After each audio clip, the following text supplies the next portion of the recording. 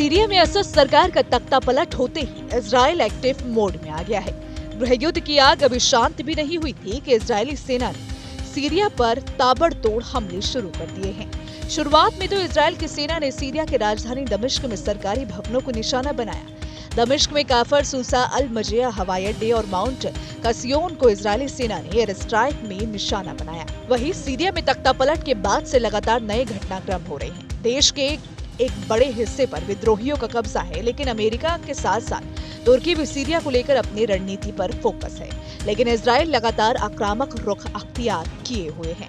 Syria में बशर अल असद की सरकार गिरने के बाद हजारों सीरियाई सैनिक इराक की सीमा में दाखिल हो चुके हैं। इराकी सुरक्षा बल उनकी मेजबानी कर रहे हैं। सीरिया से सटे इराक ने सुरक्षा व्यवस्था कड़ी कर दी है। सीरियाई सेना IDF का कहना है कि उन्होंने बीते 48 घंटे में सीरिया में 480 से ज्यादा हमले किए हैं।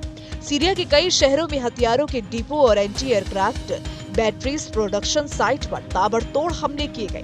तो चलिए अब जान लेते हैं कि इजराइल का बशान एरो ऑपरेशन क्या है।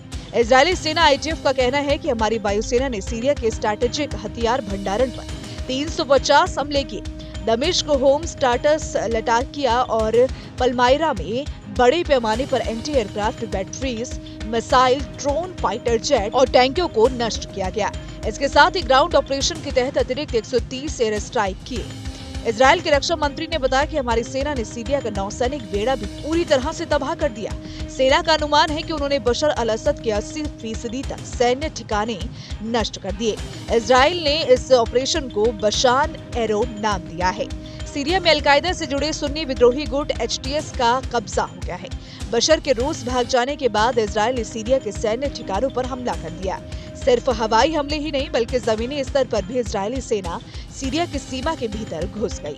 1994 के एग्रीमेंट के बाद ये पहली बार है जब इजरायली सेना ने सीरिया की जमीन पर कदम रखा है। इजरायली सेना ने गोलान हाइट्स के नजदीक 10 किलोमीटर अंदर सीरियाई जमीन पर कब्जा करके बफर जोन भी बना दिया। ऐसे में कई रिपोर्ट्स में ये कहा जा रहा है कि इजरायल ने सीरियाई इलाकों पर कब्जे की प्लानिंग बनाई और अपनी इसी प्लानिंग को वो बहुत जल्द अंजाम देने वाला है। उधर उत्तरी सीरिया के मनबिज शहर में सीरियन डेमोक्रेटिक फोर्सेस और तुर्की समर्थित सीरियन नेशनल आर्मी के बीच संघर्ष जारी है। इस संघर्ष में 3 दिनों में 218 लोगों की मौत हो चुकी। SDF कमांडर मजलूम आब्दी का कहना है कि अमेरिका समर्थित कुर्दिश समूह ने तुर्की समर्थित सुरक्षा बलों के साथ सीजफायर एग्रीमेंट पर सहमत हो गई है। इस बीच 3 महीने के लिए सीरिया के केयरटेकर प्रधानमंत्री नियुक्त किए गए मोहम्मद अल बशीर का कहना है कि मुल्क में स्थिरता और शांति बहाली की जरूरत है। तो फिलहाल इसको लेकर आप क्या सोचते हैं, आपकी क्या राय है, कमेंट सेक्शन में आप जरूर बताइएगा। वीडियो पसंद आए तो लाइक और शेयर करना ना भूलें। साथ ही हमारे चैनल को सब्सक्राइब कर लें, बेल आइकन को प्रेस कर लें ताकि हर एक अपडेट सबसे पहले आप तक पहुंच सके। न्यूज नेशन अब व्हाट्सएप पर खबरों के ताजा अपडेट के लिए न्यूज नेशन के इस QR कोड को स्कैन करें।